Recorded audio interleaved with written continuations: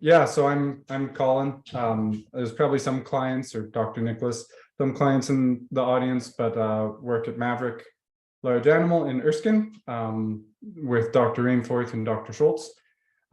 Predominantly cow-calf production, but some feedlot, smaller feedlots, definitely ranch horse, some dairies, not a ton, but we definitely could help people out on the dairy side.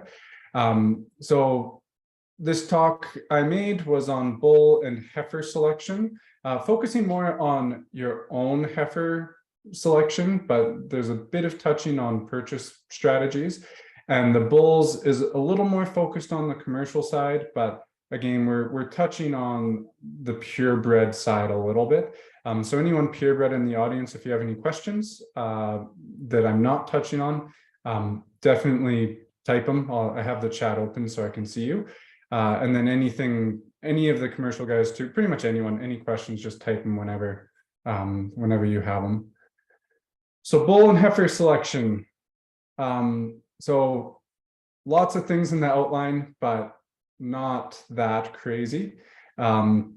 Basically going through bull selection is largely focused on bull purchase strategies, but we do touch on some things like AI protocols, especially for improvement of your purebred herds. You should definitely be considering AI in both commercial and purebred. So genetics basis, meiosis, this is a fun term. It's a very fancy Latin term for the production of sperm and eggs. People get their PhDs in this topic. We will not be doing that. We're going to be focusing primarily on what matters for your day-to-day life. If you want to learn a ton about this, go get any genetics textbook and I'm happy to sit down with you. But if you want to know what's important, it's on the next slide. The difference between heifers and bulls, there are notable differences that matter for your second year undergrad biology tests. They do not matter for you. So don't worry about it. This is what meiosis is, but the main thing I want to emphasize why I'm bringing this up. So this end is, oh, I'm losing my cursor. There we go. This end here is your sperm. So sperm or egg is at the bottom.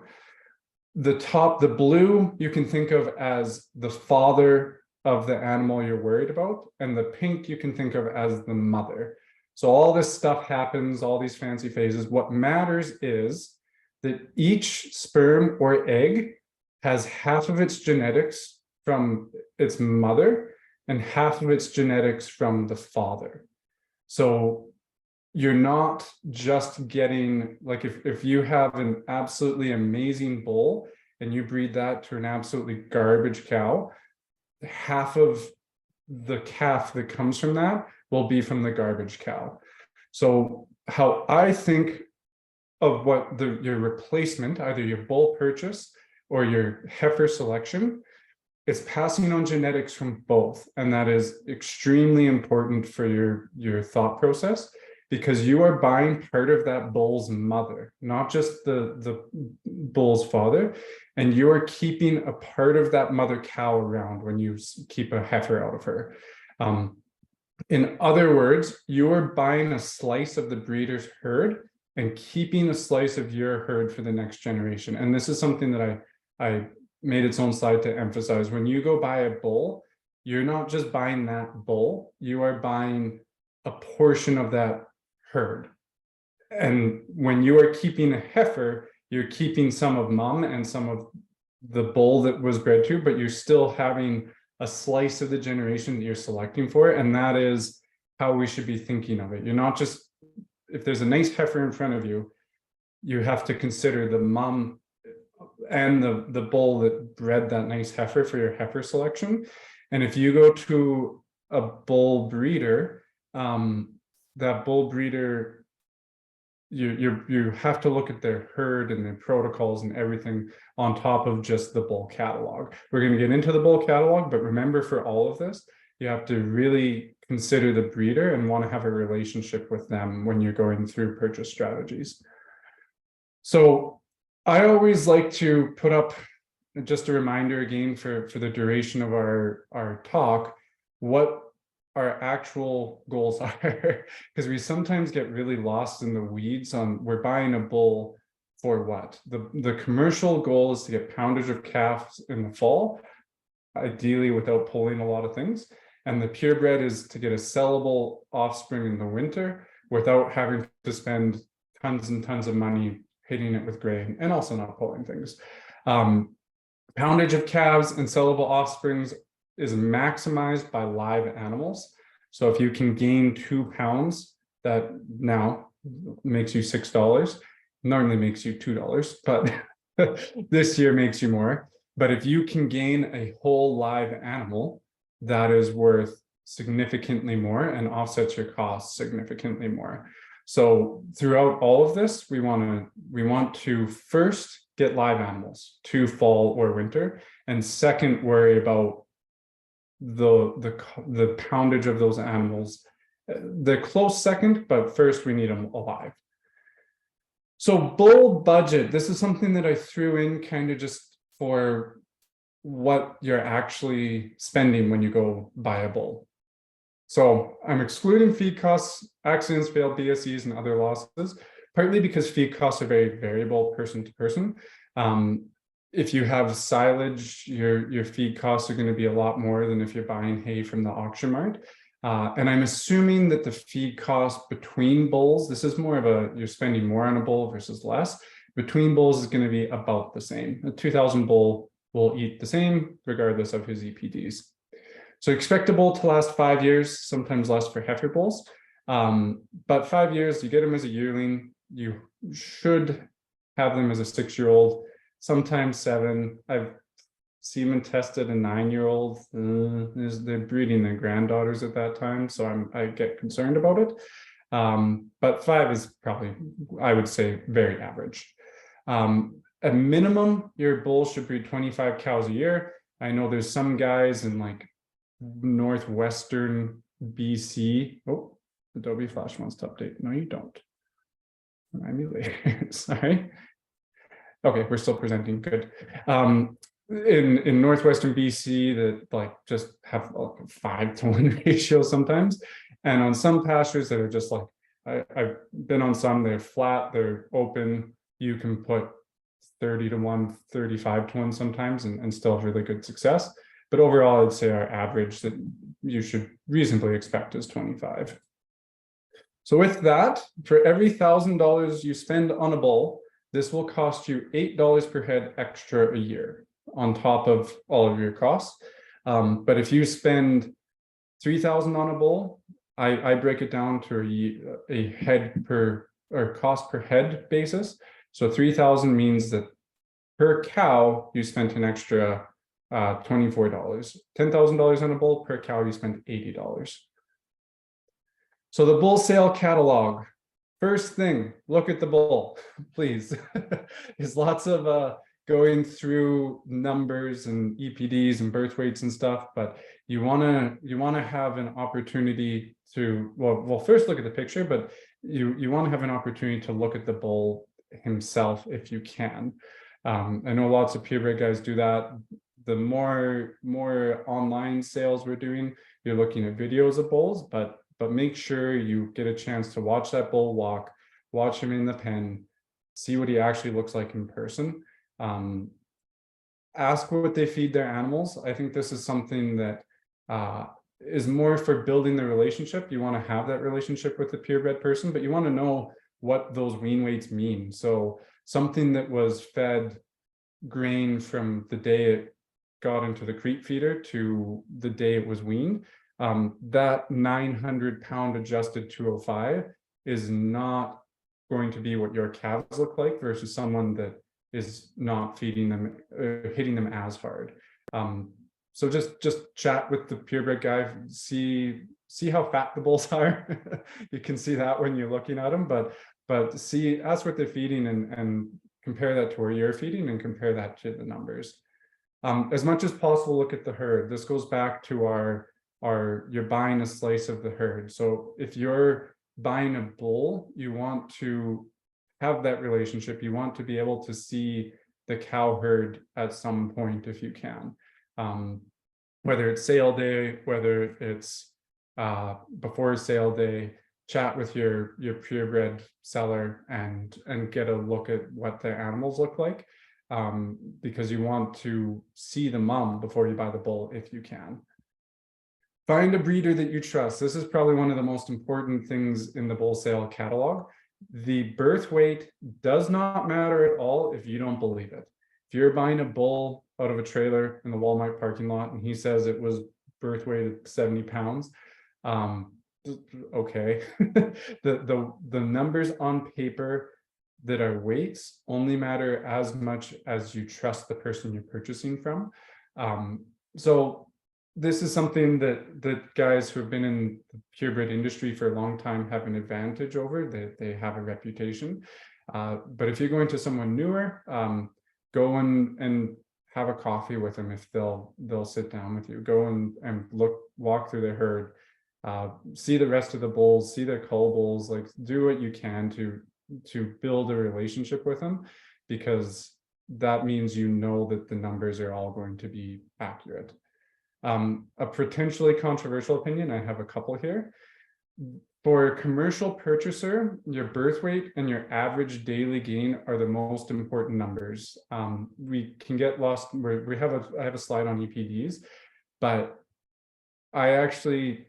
the adjusted 205 is super useful. The yearling weight is super useful, but I actually would recommend you find out when they weaned and find out the birth date whenever you can, and the birth weight of those things. So we'll get into the weeds on calving these EPDs and stuff. And this will come back a little bit momentarily, but if you're going to a really reputable purebred guy and actually look at their EPDs for milk, for example, they're all great nowadays. Like back in 1995, you might have had to worry about those a lot more because there were newer numbers in the industry. But nowadays, some guys aren't even posting them anymore because they're all 20 plus for milk, say. And then consider your return on investment when you spend more for good and bad. So if you're looking at a $3,000 bull versus a $6,000 bull, will this $6,000 bull make you $24 per head per year? And if he will, then he'll make you money. That to me is, can you afford it? Line of credits. We start getting into the nitty gritty sometimes. But if you're looking at a 6,000 versus a 20,000, well, oh man, $120 a year. And that's where you have to really ask, what are you getting when you spend more? And sometimes it's a lot. Sometimes spending a couple extra thousand will get you from an okay bull to a really great bull. And sometimes it's you're spending money on genetics that you don't necessarily get a return on. So really consider that when you're spending more and when you're looking at numbers. EPDs are expected progeny differences, if you've never actually seen it spelled out. This is how much you expect any specific characteristic to change in the next generation. And this is largely leveled out in my opinion. Again, if you have a stack of catalogs, there's some that have EPDs of +7 on birth weight and stuff, but I would say the vast majority of the like more out there, like the claw ratios and stuff, they're not even reported anymore because they're good. And the EPDs on things like your milk are often amazing nowadays compared to if you go back in time. So definitely consider them. They're definitely something that we should be using, and we'll be looking at that a bit. But don't garbage a bull because his calving ease is 7. I guess I would say if everything else is amazing and a calving ease is 7, I would not write that bull completely off. With genetics, we're looking at an average. So when you have an EPD, so say you have a calf that has a birth weight of 90 and an EPD of -3. That means if you breed 100 cows, like those exact animals 100 times, you would expect the majority to have a birth weight of 87. So that does not mean when he goes and breeds 25 cows, you'll have everything come out at 87 pounds. In fact, you can have the genetic outliers on the far end that would probably actually be close to 100 pounds if you bred them over and over. That's going to be 1 in 100, but when you're breeding 25 animals, you will have some separation and some drift. You'll have the most near the center, but then you'll have some on the outliers. So this means two things. One, don't phone and yell at your purebred producer when you have a 100-pound calf out of them if you have one or two. But it also means that you should have a tight grouping around that number. So birth weight of 90, EPD -3, you should have half of your cows or your calves within 3 pounds. And then majority within 6 pounds, and then a couple on the grayed out sides. Another controversial opinion, kind of on the fact that they've leveled out in the purebred industry. Don't sweat the details too much. Use them, definitely include them, but again, don't fully write off a nice bull because his milk is +19 instead of +21. If he has negatives on something, or you have a bull that has a birth weight of 100 with a +10, then sweat that detail. But don't get into the really nitty gritty all the time, unless you're focused on one issue. So you have poor milk. Let's consider that. Let's use it as a management tool, but don't be like, sometimes you get the list of EPDs this long. Really focus on what your herd needs and what these bulls are offering, and utilize it in that fashion is my opinion on it. EPDs themselves will not make a nice herd. You need to utilize the EPDs as part of your strategy, not the only thing that is included. Yeah, so any questions up to that point? Any comments too? If anyone disagrees with my controversial opinions, I'm happy to chat about them. Can you still hear me? Is there any question that anybody wants to ask?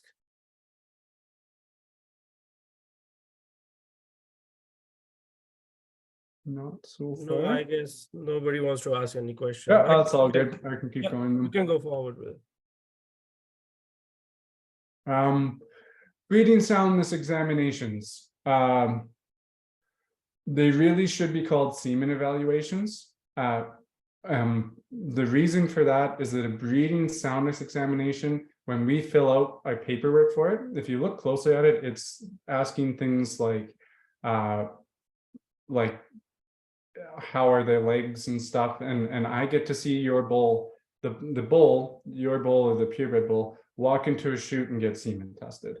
So they limp in, you get to see them be crappy.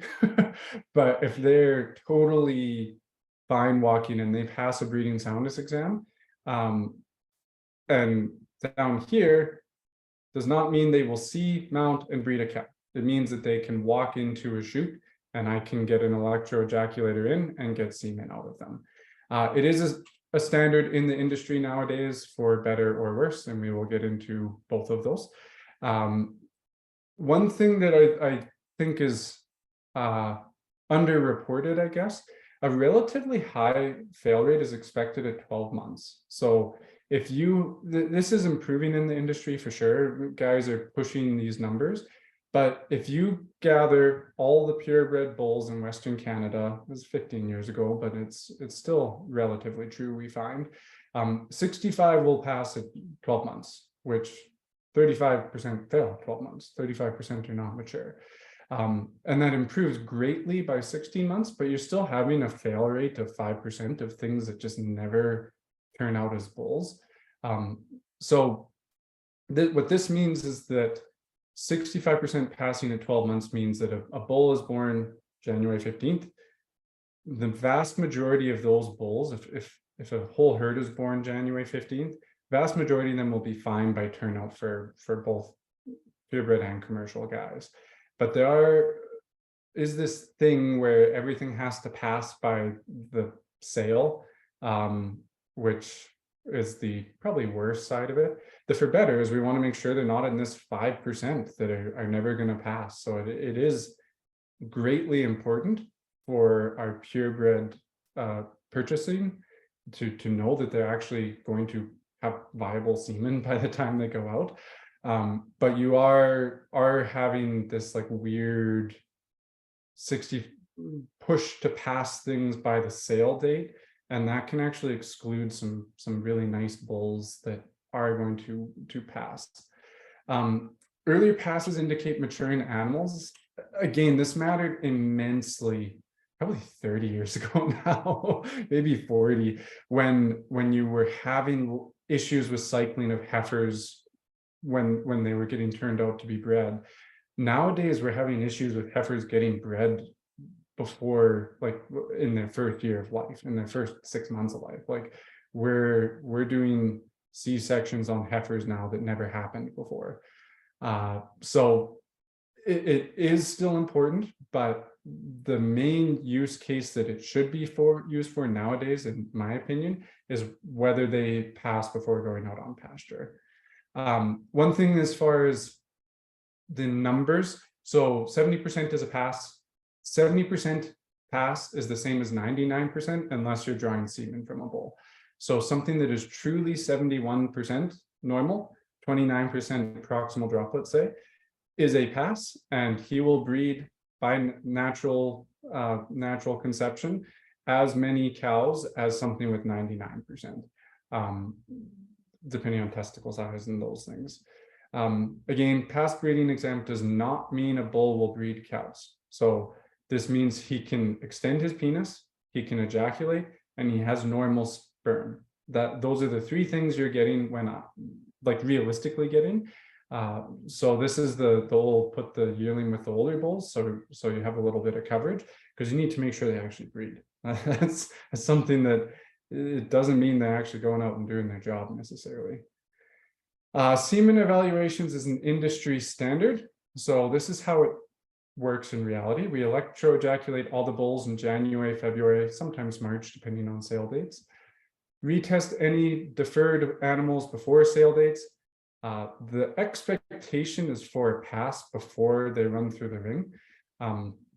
And this is where we're at in the industry nowadays. This is the pressure that purebred guys are put under. And this is honestly not the best way to utilize everything. So the reality is that we are testing yearlings at the worst possible time, and that there's a significant pressure put on veterinarians to pass bulls. So you have a $16,000 expected sale price of an animal that someone is wanting to run through next week that is a defer, and he looks immature. I have read semen test reports that were classified as a pass that were not fit to breed cows. So this is something that the industry is currently in the middle of, I would say. So the solutions I have for us, run any semen test by your local vet. It's both the commercial guy buying it and the purebred guy. Just emphasize, I really want these things to be a true pass, doctor, whoever. If you're a commercial guy, or you're purchasing it as an AI animal, as a purebred guy, and you want to get a second opinion, it's $80 most of the time to semen test a bull. Run them by your local vet. Take them from the sale to your local vet, get them tested, is my opinion on that, because then we know that they were a true pass the day of.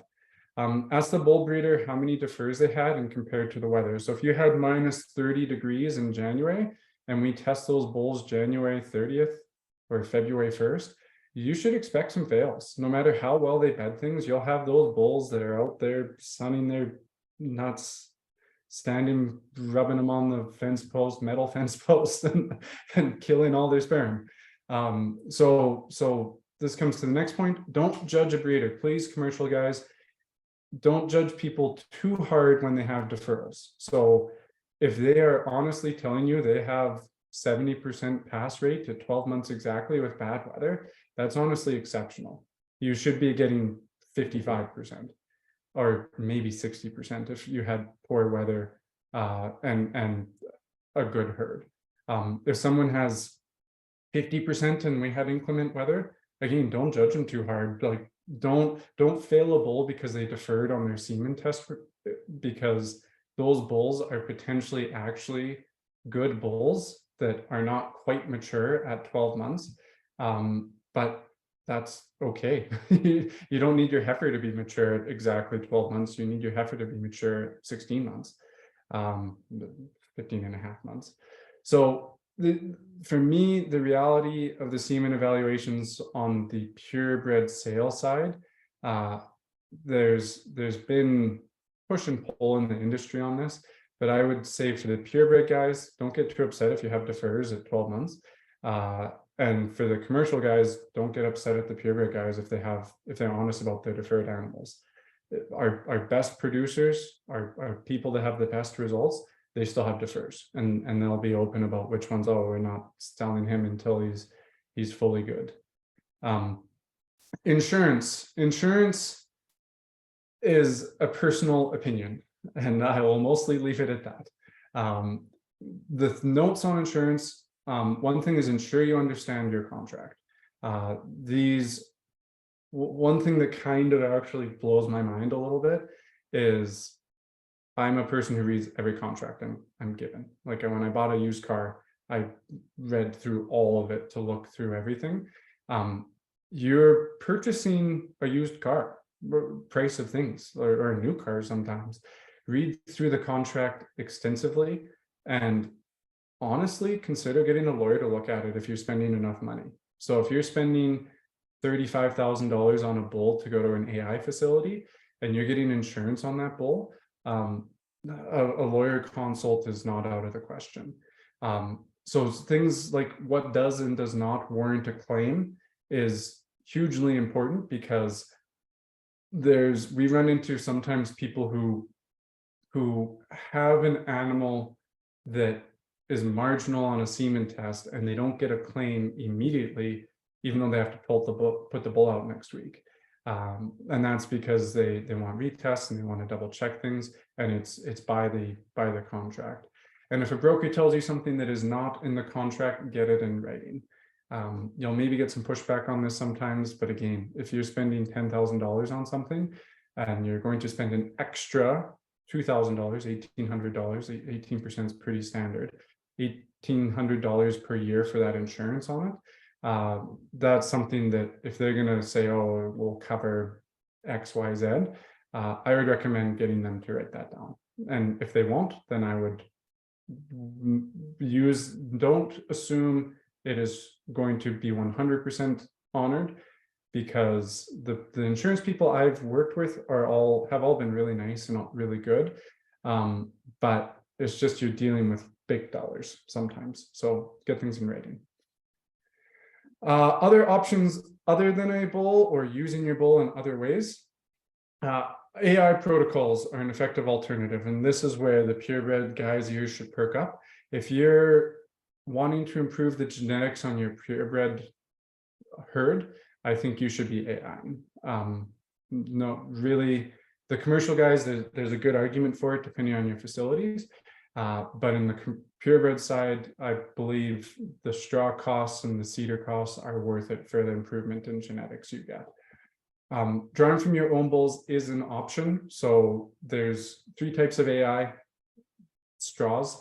One is international, one is national, so Canadian, and then the third one is self-use. So we can actually at Maverick now, we can draw from a bull to give you self-use straws. They can't be sold, they can't be given to other people. But if you're an owner or a part owner of a bull, you can get straws to use yourself. So for the purebred guys, if you buy a very expensive bull, I would honestly recommend, if you have a tank, to get him drawn and use that as an insurance. Even if you have an insurance policy, this is your second insurance policy. You have a tank of 50 straws from that bull, 70% breed rate, you got a year and a half of calves off of them, or conception rate. So something that we probably should use more as an industry. There are really good protocols. You can get really nice animals without spending tens of thousands on the really high cost bulls that are maybe not going to pay you off as much with your commercial herd. But you can go buy a Strauss room and introduce those genetics into your commercial herd. So one thing, there are some people out there, some of our clients do have Strauss for sale. So for the commercial guys in here, check with your purebred producer, purebred buy the guys you normally go to, see if they have Strauss for sale and see what they are. If they have a nice bull that throws nice calves that you can't quite afford or don't want to spend that much in the sale, see what they'll do and see what they have on hand. Even you might be able to walk away from a sale with a business card and then get them the next week. And there are companies, there's if you just Google Western Canada beef semen straws, there's 2 or 3 companies. Most of the straws at the companies are $30 plus, but if you're looking at the cost of implanting everything is around 70-ish with seeders and drugs and time, assuming we get paid for time. Ha ha ha, very funny. But definitely consider it. Consider implementing it into your herd, especially if you have good facilities, and consider utilizing your own expensive bulls more extensively and introducing genetics that you might not otherwise be able to pencil out as actually providing that value for the extra cost. Breeding your own bull. The main thing with this is that you take on all the risk. And I'm sure the purebred people in the audience are intimately familiar with a bull that they've fed that just never passes or never gets there. And then you're selling them for meat, and you've put all this feed and time into them. Inbreeding will emerge as a concern if done consistently, kind of. We actually could get in you could make a whole presentation on inbreeding effects in animals. But mainly, if you're going to be doing this, I would strongly recommend that you either get an embryo and utilize embryo transfer technologies, or get semen from somewhere that you don't normally purchase from. If you're going to be just breeding a cow to a purchased bull and keep that, and then keep him for his lifetime, and then do that a couple times, you do start to run into inbreeding concerns. How concerning would be very up for debate, but it definitely exists as a concern or problem. Yeah, so that's my thoughts on bulls. 2 probably controversial opinions, maybe 3 if we count the semen testing side of things. Any questions again? Or comments or debates? Do we want to get in a... Thank you so much, Colin, for this amazing presentation. If anybody we're not done. Yeah, for the first presentation. Okay, yeah. Anybody wants to ask any questions? Yeah. Where's my Zoom?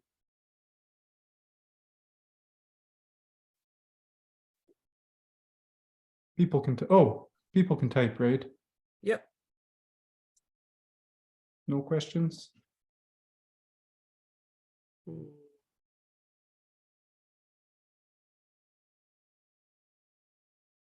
Okay, perfect. Oh, Michaela's watching. Hi, Michaela. Yeah, no questions. Yeah. Okay, well, no questions. Think on them. I am happy to discuss any and all of this. So heifers, next generation of ladies. This is I put here cheap control, free-ish control. It's not really cheap or free. Every heifer you keep is a heifer you don't sell. So it's lost cash flow, lost money on the front end. And the number kept depends heavily on your open rate and your herd goals. So how expensive they are depends on what you're trying to do. If you're trying to grow, you're keeping more than 10%. If you have exceptional pregnancy rates, you're keeping less than 10%. 10% is what I would say is probably the average out there. If you have 200 cows, you're keeping 20 heifers, just because that tends to replace. But I've seen large varieties of this. So really, I guess just compared to what you're trying to do. Buying replacement heifers. So this is a very similar thought process to your bull selection. So you are looking at the herd, you're looking at the heifers, you're looking at the animals above them, and really looking heavily at them. Look at the heifers, look at the herd, look at what they're doing for protocols. There's some really, really nice bred heifers out there that are going to be first choice or early choice. They're as good as their replacements. And there's some not so nice heifers that run through auction marts because they're the scrubby last ones that someone doesn't want. So this is an area where I can say you can actually get into probably more trouble than your bulls, depending on where you're getting them from. If you are buying a yearling, so you're getting them off pasture, I would honestly insist on a pre-breeding evaluation at that point. We're going to get into pre-breeding palpations at the bottom or end of the heifer section, but this will cull more than you need to. But if you're buying them, I would say that, or again, you have a relationship. If they never cycle, they're preg tested as underdeveloped, and that person will guarantee that for you, then you're totally fine. But if you're buying them from someone you've never heard of before or don't know, I would suggest you make sure that animal has a uterus, A, and B, is cycling or going to cycle. Be 100% certain on what vaccines have been given and when. Really good purebred guys will have this written down almost to the hour, definitely to the day or week. Less organized ones will have an invoice from before branding, and that's honestly totally fine. You just want the brand name and what vaccines were given at what times. If a bred heifer, just be super comfortable with their bull selection. If you are buying, you have no control, so you have to trust them that they know what they're doing when they select a heifer bull, which we at Maverick are the ones that get to see the wrecks with some bred heifers sometimes because the bull was 10 pounds too big. Please, there's lots of pleases here. Don't buy random bred heifers from auction marts without knowing who's selling them. If there's any auction mart people, they might not like me for that, but at least know the person that is the seller and at least know who they are. A lot of auction marts, you'll have your ear to the ground on these, but this is where I see people getting into wrecks. You get something, I ask you, what were they vaccinated with? We have no idea. And they're honestly, we talk to you a lot sometimes, and you get a really big calving bill with these sometimes. So this doesn't mean don't buy from auction marts, doesn't mean don't buy from auction mart sales. It just my opinion on it as the person who cuts them off the side. Know the name of the person you are buying when you buy from an auction mart. Basics of a heifer life cycle. So this is some of the minimum requirements for a heifer. So a heifer should, at a minimum, be 80% of her final weight when she calves. So if you look at the cow, your cow is, we used to say 1,400 pounds or 1,500. They're really 16 plus most of the time now. But 1,600 pounds, she should be 80% of that when she calves for the first time. This is assuming she's at a body condition score of 5 out of 9. So if you have this is basically, we want her 80% of her frame. So if she's 60% of her frame and she's fat and she's 1,200 pounds, that doesn't count. That is actually going to be worse for you because you're going to have fat in the birth canal. And you're going to have a smaller heifer that has a smaller birth canal in the first place. So 5 out of 9 means you can't roll up beside her and count every rib. You can see some of the ribs in the middle, and there's fat cover on either side of the tail head. So they're not bulbous, but they're not divoted at the tail. There are some other indicators as far as the spine and how to feel it and all that. But really, these are the two main ones that you go with at preg test time, because you're looking at them as they come in, and then you're looking at their fill in the back. You should not have a giant fat thing that will give you problems, and obviously anything skinnier, they're not ever going to catch up.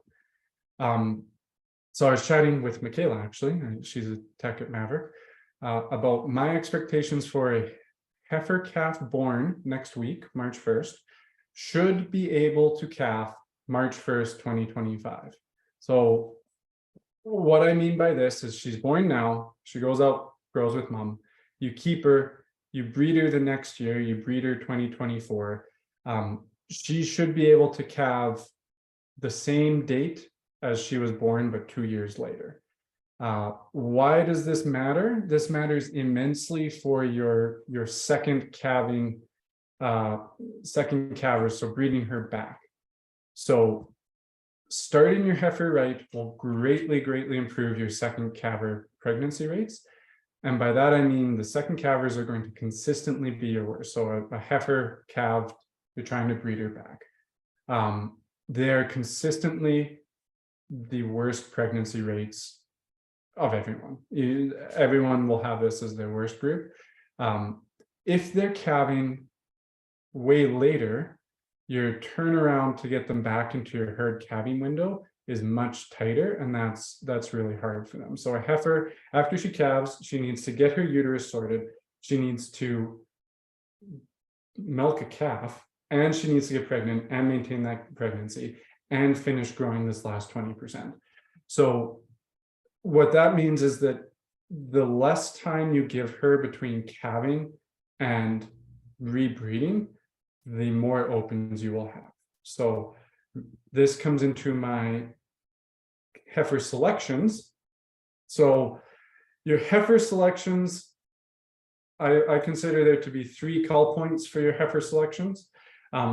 The first culling point is during calving season. And one option for this, if you have really good paperwork, is to write all these down. If you don't have good paperwork, get a bright red tag, pink, purple, I don't care, something you don't normally use color-wise. Any heifer you don't want to keep gets this tag. So this idea of if she's born March 1st, she should be able to calve March 1st, 2 years later. If she's born April 30th, 31st, May 1st, end of April, early May, you can't fully expect her to calve at the beginning of your season than when she comes back in. So if she's born on April 30th, you should expect her to calve April 30th. So what that means is anything born in the second half of your calving season, like any heifer calves hitting the ground this year, they will struggle. You're putting them behind immensely. You're putting them behind 60 pounds at minimum, but you're putting them behind 30 days of maturation, 30 days of everything. So if you want a fast and loose rule, if you're calving March 1st to May 1st, then April 1st, any heifers born after that, red tag in their ear. Don't look at them again. Unless you're having a weird calving season, you should have half of your heifers already. They got a cycle and a half. If you have 100 cows, you should have at least 50, 60, 70 on the ground by then. Should have 70 on the ground. Don't keep anything from a C-section. We're going to get into this slightly, that you kind of can if you're having a bull wreck, but if you cannot keep things from C-sections, don't keep things from C-sections. That is selecting for calving problems. Don't do it. Don't keep anything that should have come out but required a pull. This is not to say that every pull needs to be culled. And what I mean by that is if it's the 2 in the morning, you just want to go to bed, you put chains on, you yank it by hand, that's a pull, that's classified as a pull. But if it's you're tired of watching her and you just want to be done with her, then you can actually keep that heifer if there's tons of space and tons of room. If you are getting the calving jack out, or you are bringing that cow into the clinic, don't keep that calf. Like your calving ease will have issues because you're selecting for calving problems. Don't keep anything from a crummy mom. This is something that we sometimes see. So the calf is beautiful, the mom is crappy, get rid of her. She will be crappy eventually. If mom can't keep her bag tight, if mom can't keep milking, kind of back to the bull selection, it doesn't matter what the bull's milk is. If mom has no milk, but the calf looks nice, you are selecting for poor milk production. So get rid of it. Don't keep females twinned to a male, also known as free martins. 93% of these will not have the bits. The 7% that have a uterus and ovaries will have poor growth or poor reproductive success, poor reproductive growth. Be very cautious keeping anything that had signs of pneumonia or severe pneumonia. The problem with pneumonia versus other calf illnesses is that pneumonia will scar the lungs and it will set calves behind significantly. I was going to put a whole bunch of references on this, but you'd have the rest of the slide filled with references. This is super clear in the dairy world, less studied in the beef world, but we do know it is a thing in the beef world. Why I say be cautious keeping anything is pneumonia is a very broad diagnosis. So you'll have some things that are just breathing a little hard that you treat with some Zolaris or Resflor, they turn around, they get better immediately, versus the thing that is not coming out its nose at 2 weeks of life, scours coming out the back end, never really catch up. Those things should not be kept as a replacement, because they're going to be the crummy 800-pound heifer at calving season with a uterus or a pelvis this big that nothing fits through. So it's not a full cull requirement, but it is a cautionary tale, I guess. What I don't consider to be a 100% first cull, calves out of heifers in specific circumstances. We're making very general rules. So you probably shouldn't keep calves out of heifers. They're always going to be a little bit behind. But the next slide will have that. Very mild hernias. So if something has a mild hernia, it is likely, research is a little less clear on this, that it is repeatable, but it is likely to be repeatable, but a mild hernia is not going to kill your calf. If you have 40, you need to pare down to 30, something at a hernia, easy choice, get rid of the hernia. But if you have something that has a mild hernia and she's from a great mom, great bull, great everything, I would keep that heifer. Every single pull, I said getting to the short leg, we got into it already, but if you just want to be done, the cow's making good progress, you just want to go to bed, you pull that calf, they mother up great, not necessarily a first cull. Mild to moderate scours do not scar anything in. They do put calves behind, but a mild scours, depending on the timing, depending on the calf, they will be set behind. A mild scours is one that you see scouring, that's not a milk scours, that you treat because you can catch it, but not because it needs it. A moderate scours is one that needs treatment. A marked or severe scours is one that cannot stand anymore, or can only stand with assistance, that needs to be brought into the clinic. So I would say any scours that come into the clinic, you should call that heifer. Don't keep her. Scours that are a little loose, running around on pasture with its tail a bit dirty, and you can get it resolved really quickly, they are going to be a bit behind, but I would count that against the heifer, but not put a giant red tag in her. And recovered navel ills depends again on what's happening. Depends on your herd. If you have 50 heifers again that you're picking from, and one had navel ill, a shot against her probably means she didn't get great colostrum. Could have meant that she got dumped in a crap puddle and mom didn't lick that part of her off. So I use this as a point against the heifer, but not the absolute must cull them. Second culling point is your branding or summer processing. I put branding, but some guys don't brand anymore. Don't even look at the calves born third cycle or later, second half. If they have a bright red tag in her, doesn't matter how nice they look, how much they recovered. that heifer will be behind, and you can probably find as nice of a heifer in the front half.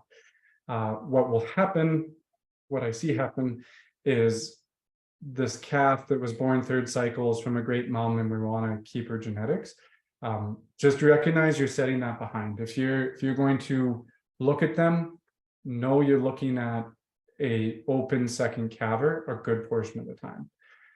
So only look at calves from heifers under two circumstances as a general rule.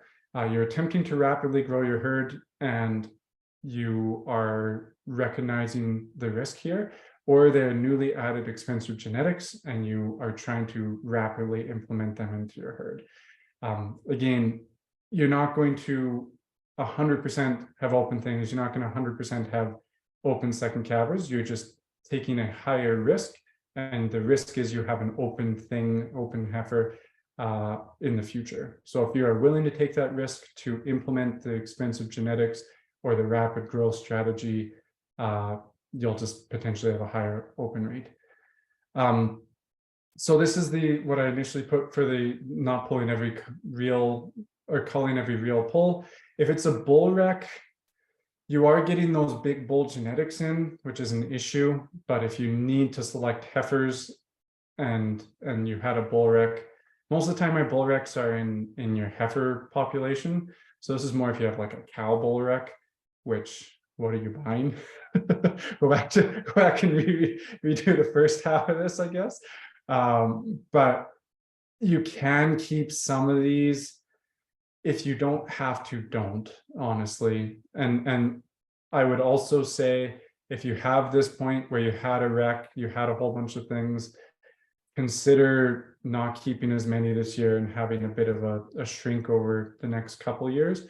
Consider buying some things, like sell all these heifers, buy some replacement bred heifers. So there are some options. It's more just if you had a bull rec somewhere in your cow herd, you can consider the risk and make your own evaluation. I would probably call them if you want my opinion. Third culling point. This is where you have to fall out of love with your heifers. This is where you've decided you've cut them down significantly and you're looking at your heifers at weaning time. Fall out of love with mom, fall out of love with her. If you have something that's 50 pounds behind everything, she will be 50 pounds behind. She will grow some, but she will struggle to breed back. A heifer's average daily gain versus her mom's weight are the most important factors in my opinion here. So you have a cow that's 2,000 pounds, you have a heifer that's 700 pounds, and she came out at 100 pounds, that thing's gonna not grow great over your winter. She's gonna be behind everyone all the time.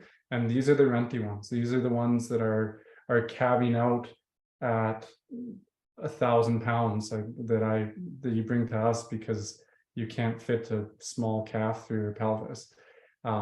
So third culling point, be I guess honest with what you're looking at, and don't be too in love with any single animal, or again, recognize you might have a higher second calver open weight rate.